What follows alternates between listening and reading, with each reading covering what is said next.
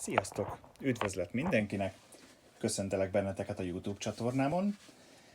Ebben a videóban az R4-es készülék bemutatása folytatódik. Azonban most ugrunk egyet a témában, és az előző videó végén, hogyha emlékeztek, említettem, hogy a rádiónak van egy olyan komolyabb technikai problémája, amit hogyha nem javítunk meg, akkor tulajdonképpen ez a rádió tartós károsodásához is vezethet. Mi is ez a probléma? Gyakorlatilag én a mérések alapján azt vettem észre, hogy bár a készülék működik minden üzemmódban, de egy kicsikét torzan. Értem ezt úgy, mintha egy picit minden fokozat túl lenne húzva, és nagyon hamar ki is derült, hogy hol a probléma. Az alapvető gond az ott volt, hogy a rádióban használt csövek, melyeknek a nagy része a 6 Ferenc 31, tehát 6F31-es csőből áll össze.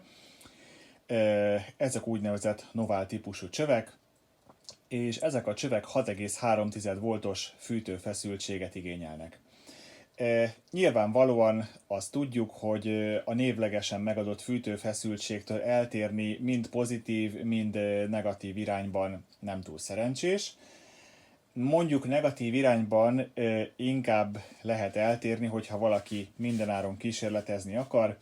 Ekkor ugyanis a csőnek a paraméterei, úgymond a mérhető jelleggörbéi egy kicsikét változnak, negatív irányba romlanak, de magában a csőben nem teszünk kárt.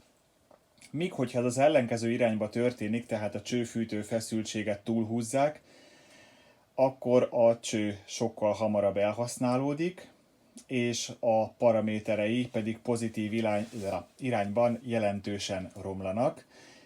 Ez esetben állhat elő ez a tapasztalt jelenség, hogy szinte minden fokozat egyszerre torz és túlvezérelt, ami egyben lehetetlen, de mégsem lehetetlen.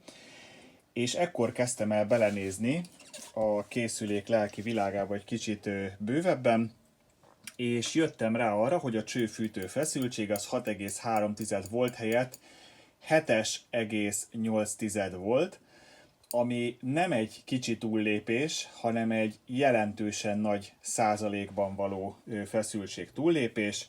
Ugye ez az R34-es 100 ohmos változtatható ellenállás.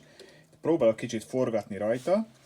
Itt látszik az oldalán, hogy a belső ellenállás húzal, amire fel van tekercselve erre a kerámia testre, itt nem lett ezzel a kerámia mázzal bevonva, és gyakorlatilag itt van ez a csúszka, amit fölle mozgatható rajta, és a megfelelő érték beállításával eredeti alapesetben, ugye ennek a csavarnak a rögzítésével ez fixálható az ellenálláson. Mint látható, a rádió nem megfelelő tárolási körülményeiből fakadóan ez a kis csúszka, ez teljesen el van korrodálódva, és el is szakadt, és ebből fakadóan a csőfűtő feszültség az bizony minden volt, csak nem megfelelő.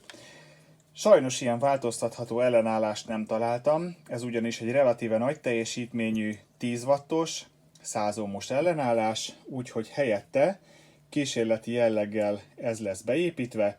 Ez egy 25 wattos, 100 ohmos poti, a mérésekhez viszont több mint tökéletes lesz.